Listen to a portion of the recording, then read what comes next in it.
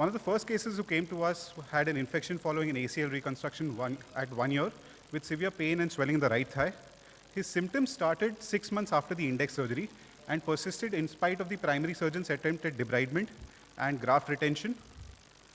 When he came to us, he had an abscess in the thigh with osteomyelitis of the femur. There was no involvement of the joint or the tibia. We went in, debrided the thigh, scraped the femoral tunnel, removed the implants, but we could retain the graft and not do an arthrotomy. On day 5, the cultures were still negative, though the histopathology showed caseous granulomas. So here we thought of starting the patient of standard anti-tuberculous therapy, but the inputs from the ID specialist told us there was an intervention in the form of an arthroscopy. Although the histopath and AFB smear were positive, gene expert was negative. So this was very likely to be a case of non-tuberculous mycobacteria.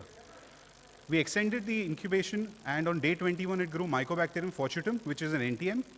Appropriate antibiotic, which is not AKT, was started, continued for 6 months, and the symptoms resolved, and he had an infection-free follow-up at 4 years with graft being retained.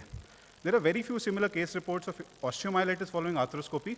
So we reviewed our cases who had at least one previous debridement before presenting to us. There were 10 cases, 8 following a knee arthroscopy, 2 following shoulder arthroscopy, and all of them were on empirical or targeted antibiotics for extended period with persistent infection.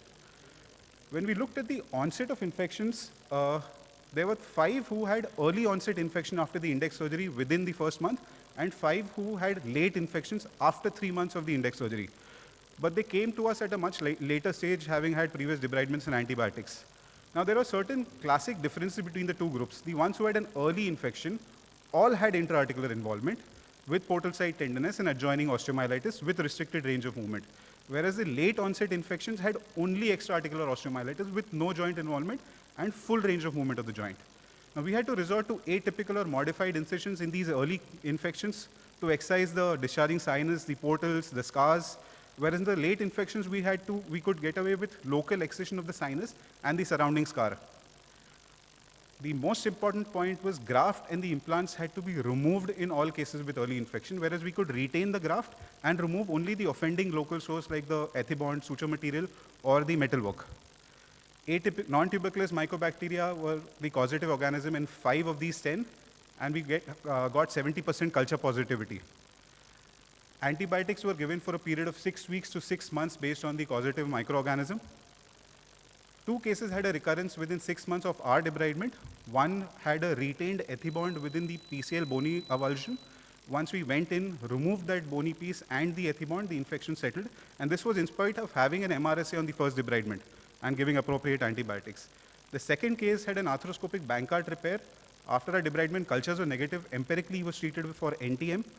But the sinus persisted, and aspiration at 1 year grew Achromobacter and Staph epidermidis, and he settled with simple oral Septran for 3 months. Finally, we could achieve infection remission in all the cases at a 2-year follow-up.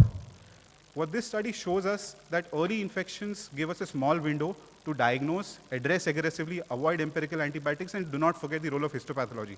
Because if we miss this small window, they end up having severe intra-articular involvement with poor prognosis compared to the late group.